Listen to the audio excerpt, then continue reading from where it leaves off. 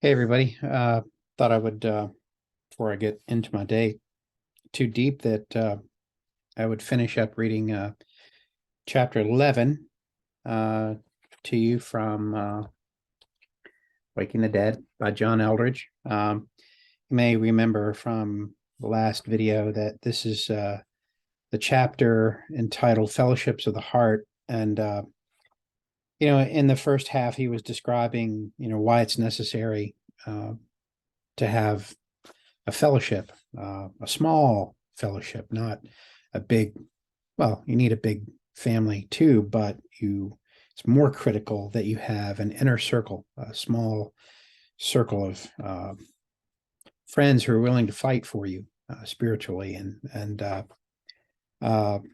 he's building the model for that and why it's important. And we're going to pick up today, finish reading up starting with a section called It Must Be Intimate. The last section we read was he was describing the shape of it, that your fellowship should be small. And this is the next section of descriptive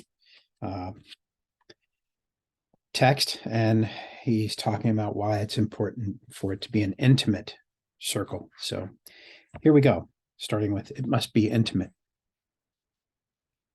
Of course, small groups have become a part of the programming that most churches offer their people.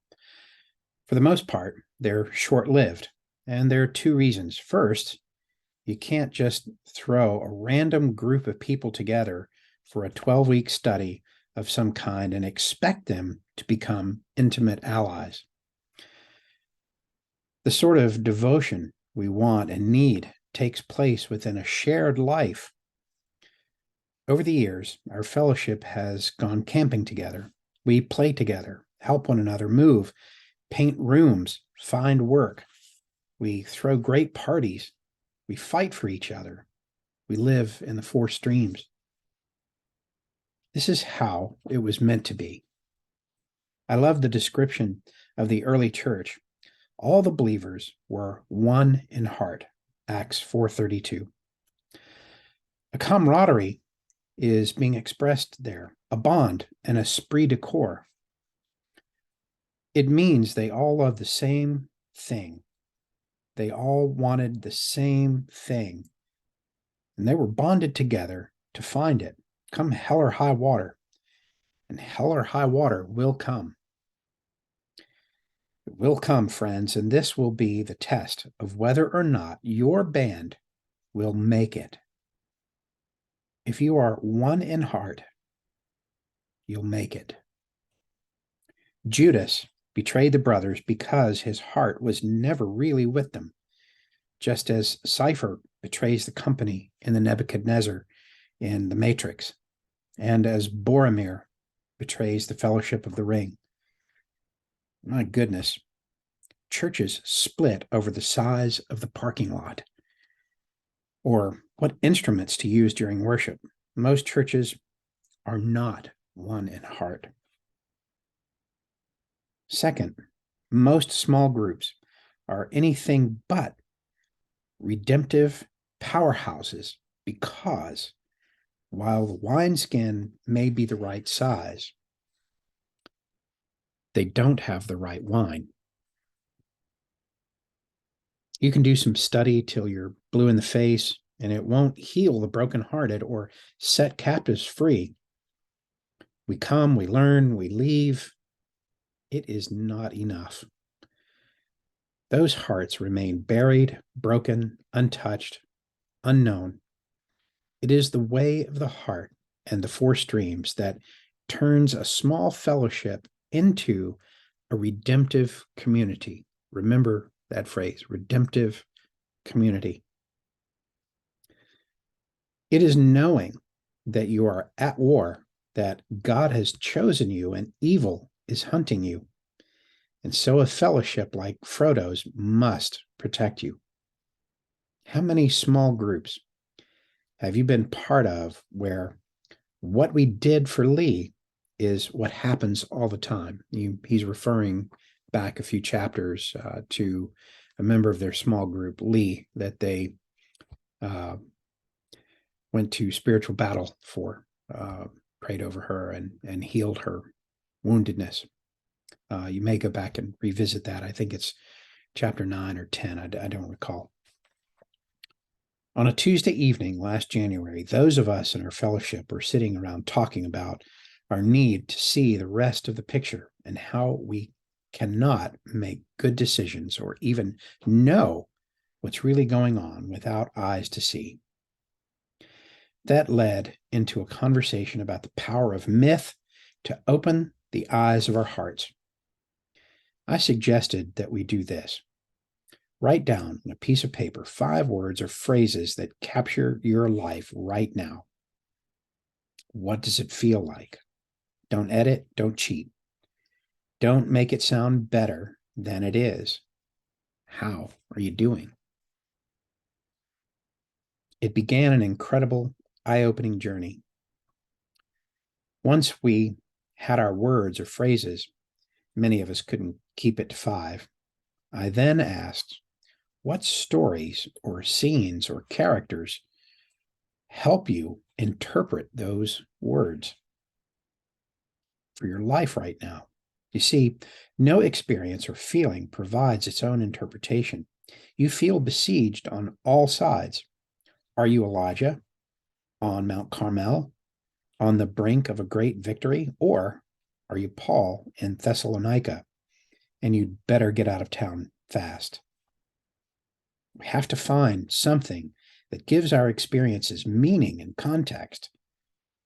And that's when the really good stuff took place. First, we shared our words and the stories that we felt interpreted them for us, each of us. Then the fellowship offered to each other the characters and scenes that they saw for each other. Misty had moved to our community a year earlier and had gone through a pretty rough time. New apartment, new job, all of that. Would she fit in? Does she really have anything to offer? Her words were newness, uncharted territory, yellow brick road. That's a reference to The Wizard of Oz if you are unfamiliar with it. An epic children's story from the early part of the 20th century. Fighting, a page turned, warfare. She thought that maybe there might be some truth for her in Dorothy from The Wizard of Oz, at least early in the story. She sees things in others and calls them forth, but she's desperate to come home. The other story Misty chose felt more true. She really felt like the young woman in Ever After who poses as royalty to save a servant friend, but she's exposed as less than royalty. As we listened first to her words and then to her interpretation, we all quickly jotted down our own stories for her. When it was our chance to offer comments, 5 different people said, Arwen from The Lord of the Rings. It fit perfectly. She is beautiful. What woman doesn't long to hear this? She is a warrior. She is regal. And that is so true of Misty, all of it. 3 folks also chose Dorothy from Oz, not because she's lost, but because she is right where she needs to be, and especially because she has a heart of gold. By this point, Misty is in tears. Did I mention she moved from Kansas? Well, that's kind of weird. Wow. Then a real home run came, a real score. At least 2 of us offered Joan of Arc. I was one of them, and I had no idea where it came from. Misty was speechless. I'm reading a book on her life right now, she said. She's who I want to be. God was speaking. What made it so powerful was that we saw her. We knew she was exposed to us. And what we saw was her glory. She felt called into something great and weighty, with beauty and courage to match. Longing, fear, lonely, waiting, thwarted. Those were Aaron's words.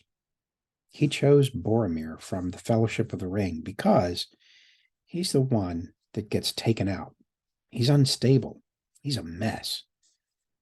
Aaron has fought a long, hard battle against a lot of oppression, some pretty fierce stuff. And his deep brokenness has often made him feel like he's just a mess. It's not true. But you know how when you're in need, it feels so shameful, like you're always in need. There was a moment of silence. Then every last one of us said, almost in the same breath, Strider, Aragorn. I'm going to mark this chapter here real quick. There we go. Next slide, because I want to read that again. In the same breath, we said Strider, Aragorn. Early in the story, isn't he also longing, lonely, waiting, thwarted? Aaron was speechless. You're a good man, Aaron. You've walked a lonely trail, fought many hard battles, but your heart is good. You are Strider. Very, very quietly, like the dawn, he said, that's who I want to be. Stacy's words for her life were persevering, hidden, misunderstood, weary, mundane tasks. She chose Lucy from The Lion, the Witch, and the Wardrobe of Narnia because she wants to be faithful and true. You recall that Lucy was also rather plain and not too pretty. She also wrote down Lucilla, the Empress in Gladiator. If you haven't seen Gladiator, it's a great movie for guys and girls. It's just a terrific story. I would urge you to go see it. It stars Russell Crowe, British actor, and it's about ancient Rome, and great story, great movie. She also wrote down Lucilla, the Empress in Gladiator, because I long to be beautiful, courageous Empress. Notice that nearly always our interpretation of our days will reveal what we long to be, but fear we're really not. Then it was our turn. Someone offered Cinderella, and everyone said, oh my gosh, yes. She too was persevering, hidden, misunderstood, given mundane tasks. But she was also beautiful and didn't know it. We know Stacy's story. Her glory has been assaulted.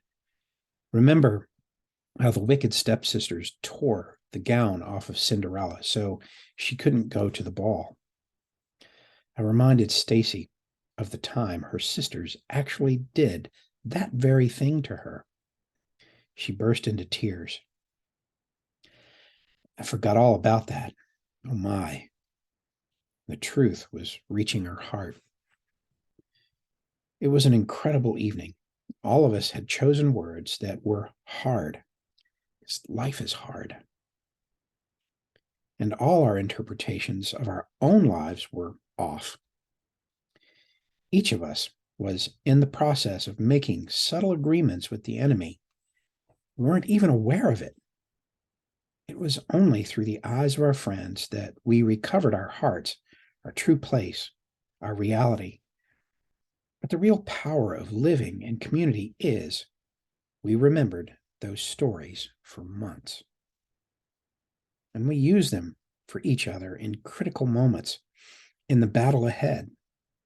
Ginny later said, what makes this community so powerful is that you remember my story for me. I don't have to carry the burden of remembering alone. I tell you about that night because that's the kind of intimacy you need. It wouldn't be possible to offer that to one another in a larger gathering. It's impossible. We need intimate allies. It will be messy. The family is like a little kingdom. And like most other little kingdoms, it is generally in a state of something resembling anarchy. G.K. Chesterton. G.K. Chesterton could have been talking about a little fellowship, our true family, because it is the family of God. It is a royal mess. I won't whitewash this. It is disruptive. Going to church with hundreds of people to sit and hear a sermon doesn't ask much of you. It certainly will never expose you. That's why most folks prefer it, because community will reveal where you have yet to become holy right at the very moment you are so keenly aware of how they have yet to become holy. It will bring you close, and you will be seen, and you will be known, and therein lies the power, and therein lies the danger. Aren't there moments when all those companies and all those stories hang by a thread? Galadriel says to Frodo, "Your quest stands on the edge of a knife. Stray but a little, and it will fail, to the ruin of all. Yet hope remains while the company is true." We've experienced incredible disappointments in our fellowship. We have, every last one of us, hurt one another, sometimes deeply. Last year, there was a night when Stacy and I laid out our vision for where we thought things should be going, our lifelong dream for redemptive community. We hoped the company would leap to it with loud hurrahs. Hurrah for John and Stacy. Far from it. Their response was more on the level of blank stares. Our dream was mishandled badly. Stacy was sick to her stomach. She wanted to leave the room and throw up. I was stunned, disappointed. I felt the dive toward a total loss of heart. The following day, I could feel my heart being pulled toward resentment. Moments like that usually toll the beginning of the end of most attempts at community. Seriously now, how often have you seen this sort of intimate community work? It's rare. Because it's hard and it's fiercely opposed. The enemy hates this sort of thing. He knows how powerful it can be for the kingdom, for God and his kingdom, for our hearts. It is devastating to him. Remember, divide and conquer. Most churches survive because everyone keeps a polite distance from the others. We keep our meetings short, our conversations superficial. So, Ted, how's everything going on the stewardship committee? Oh, just great, Nancy. We've got quite a big goal to reach this year, but I think we're able to get that gem after all. No one is really being set free. No one is really at odds with each other either. We've settled for safety in numbers, a comfortable anonymous distance, an army that keeps meeting for briefings but never breaks into platoons and goes to war. Living in a community is like, hang on a second, I'm going to underline that. I want to remember that statement. An army that keeps meeting for briefings, but never breaks into platoons, goes to war. Think about that. Living in community is like camping together for a month in the desert without tents. All your stuff is scattered out there for everyone to see. Come on, anybody can look captured for Christ in an hour a week from a distance in his Sunday best. But your life is open to those who you live in community with. Some philosopher described it like a pack of porcupines on a winter night. You come together because it's cold, and you're forced apart because of the spines. Here we go again. Why does Jim always have to be discouraged? I'm sick of encouraging him. And what is it with Mary and her inability to stop talking about herself? Why is Brian always guarded? These people bug me. However, there are two things you now have that you didn't have before, and they enable this sort of fellowship to work. First, you know the heart is good. That is the missing key in most fellowships. Your heart is good, and the others' hearts are good. This makes it so much easier to trust and forgive.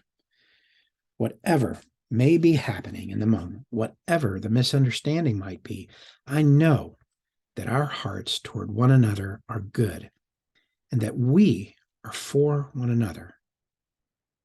Craig says something that stings.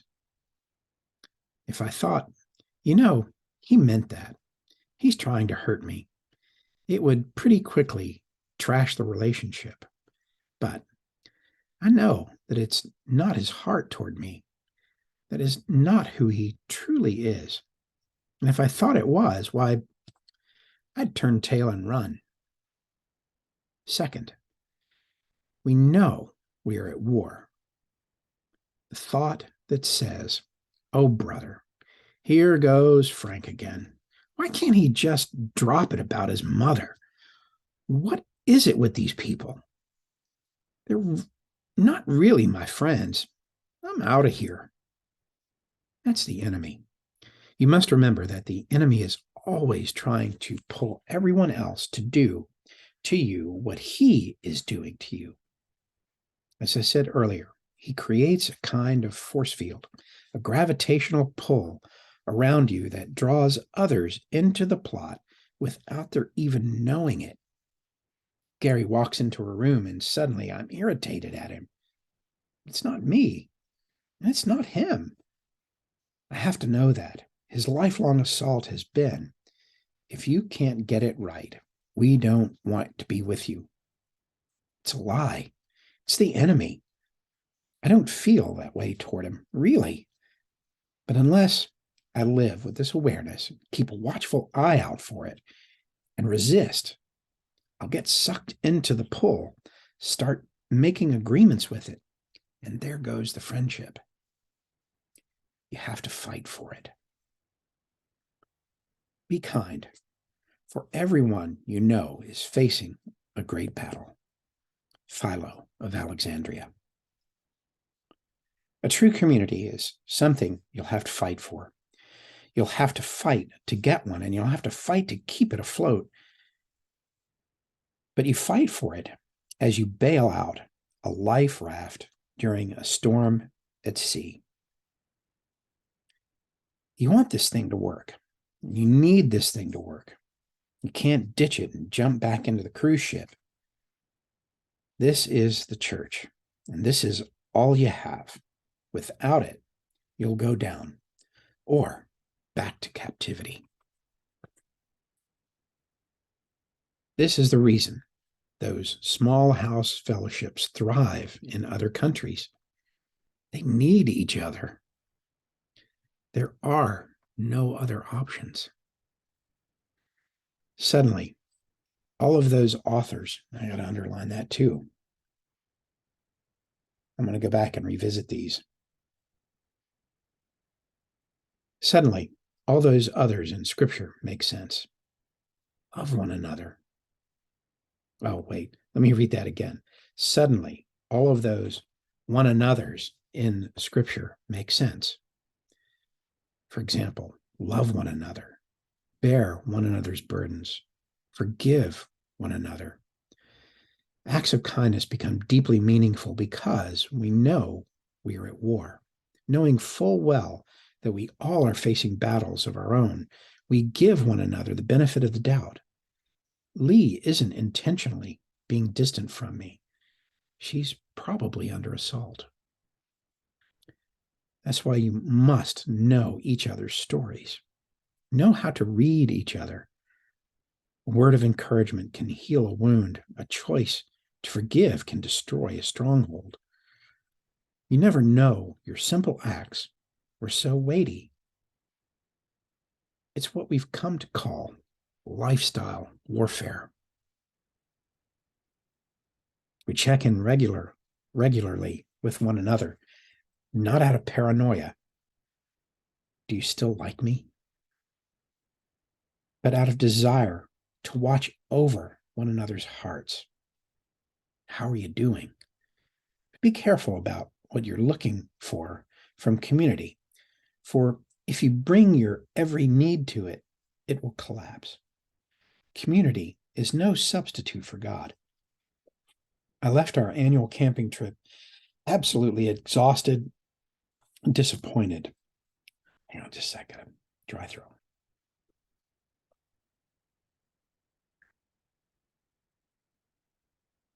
I left our annual camping trip absolutely exhausted and disappointed. As we drove home, I realized I was looking to them to validate me, appreciate me, fill this aching void in my heart. Only once in 10 days did I take time to be away with God alone. I was too busy trying to get my needs met through them, which is why community cannot live without solitude. I was so struck by the layout of the early Irish and Scottish monasteries when we visited there last year. First, they knew they had to live in community. They needed each other. But in every single location, set apart from the community buildings by about a 20-minute walk, you'd find little cells, small stone huts designed for one member to get alone and to be with God. They knew community could not survive without solitude. There was a rhythm to life together, as Bonhoeffer said. We first go to God alone so that we have something to bring back to the community. This is the part of lifestyle warfare. I know my community needs me. Everyone is coming over tonight. So I'd better get with God this afternoon. I want to contribute. I want to play a vital role. The time has come again. It's the little platoons that change the world. This has always been true. In 564, St. Columcille in Gaelic, left his beloved Ireland in a coracle, sail unfurled, willing to let God lead him wherever he might for the sake of the gospel. Coracle, that's a small sailing boat. With him were 12 disciples, friends, warrior monks, as they would later be called. They landed on a small island off the coast of Scotland, at the time a dark, vicious pagan country. And there they established what they called a little heavenly community. The place was Iona, and it became the center of a new and vibrant Christianity. Now, in order to realize what Iona was and what it means for us, you must understand the context of that moment in history. First, the world around them had grown very dark. Night had fallen with the fall of Rome. Night had fallen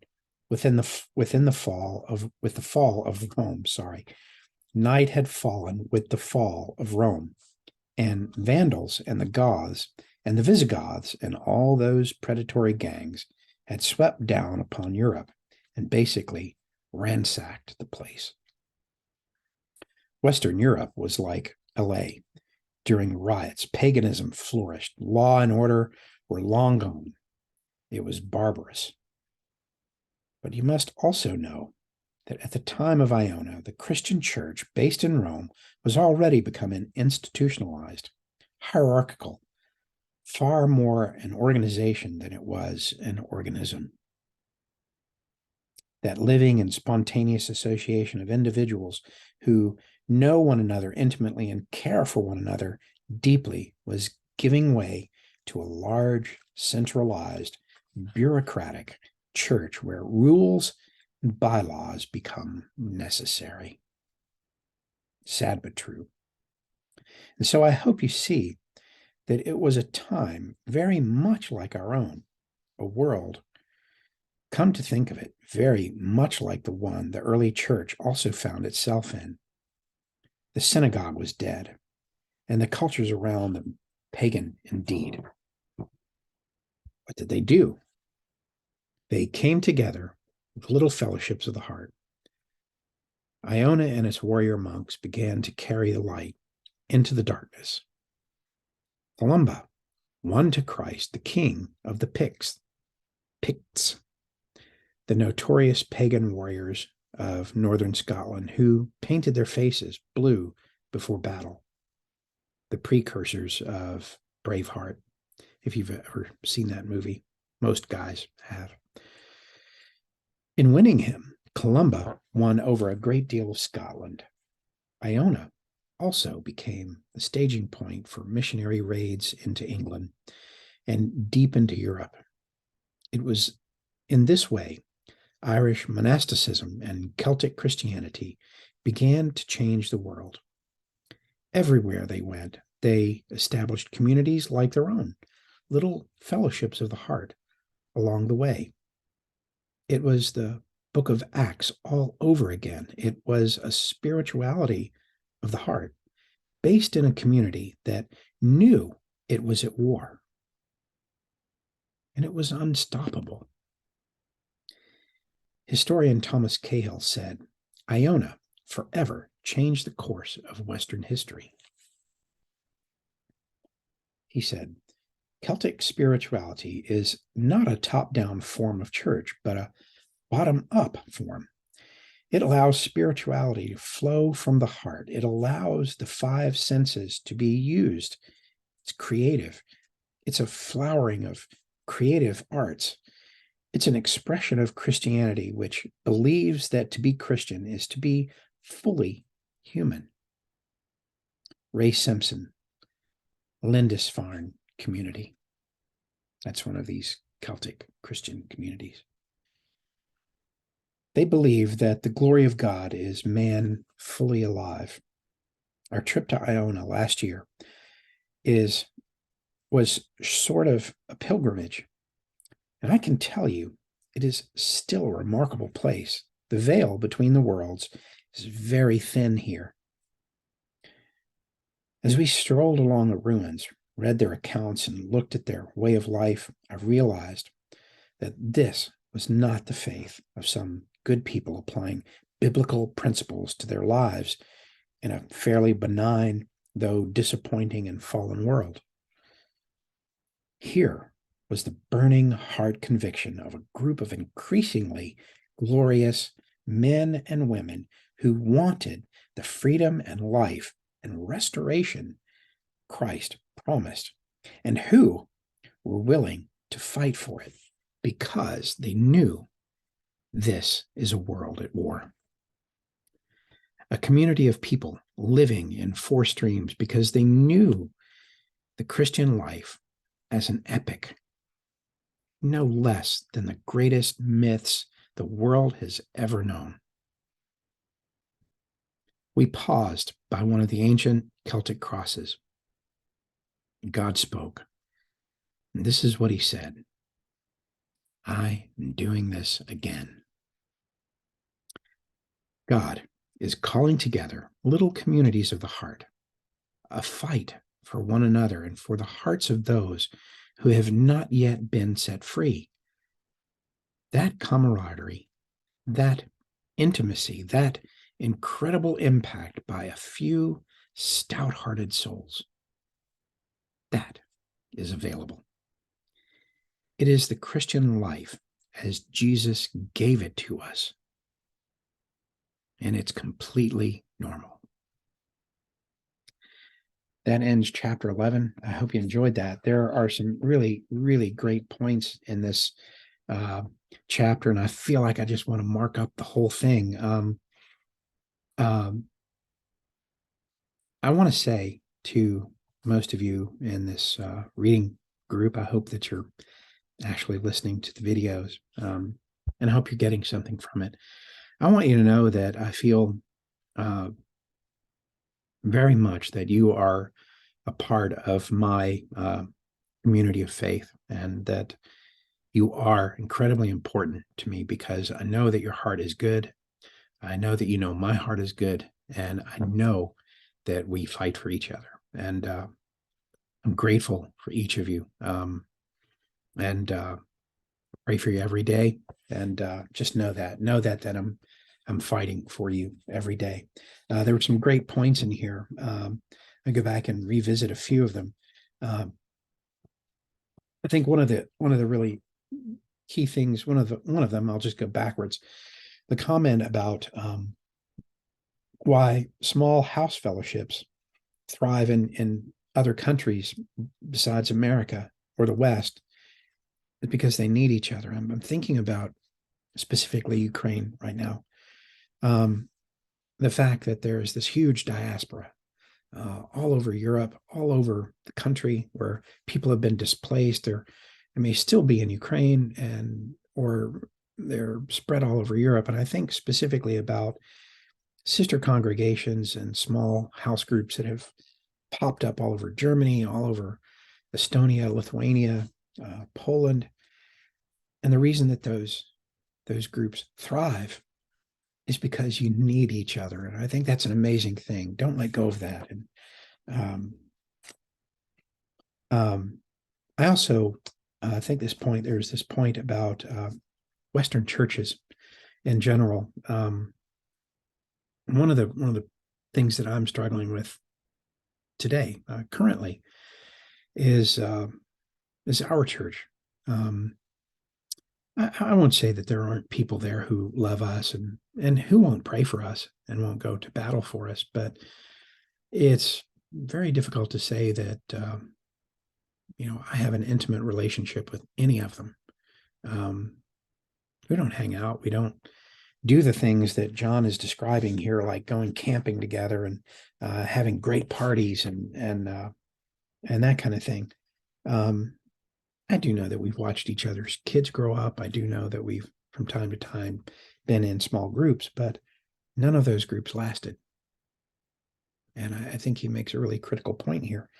The Western Church is an army that keeps meeting for military briefings, tactical and strategic briefings. But we never suit up and go to war. Never.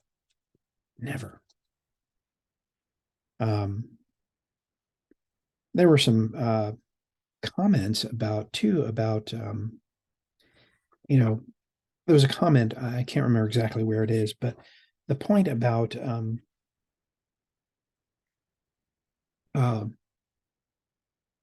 people who are your closest friends, those are the people who check in on you.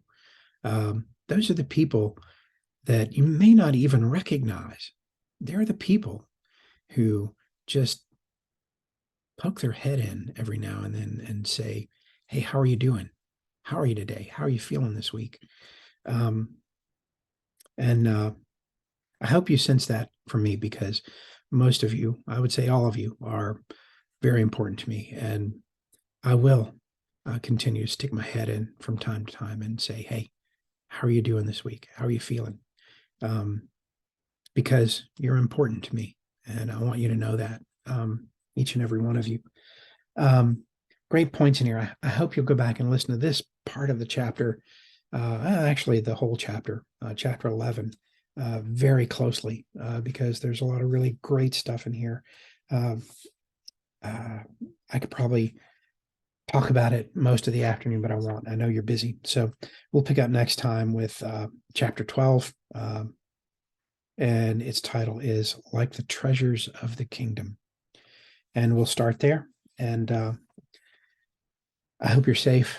Be well, and just know that I'm praying for you all, each and every one of you, and love you dearly. Bye. Till next time.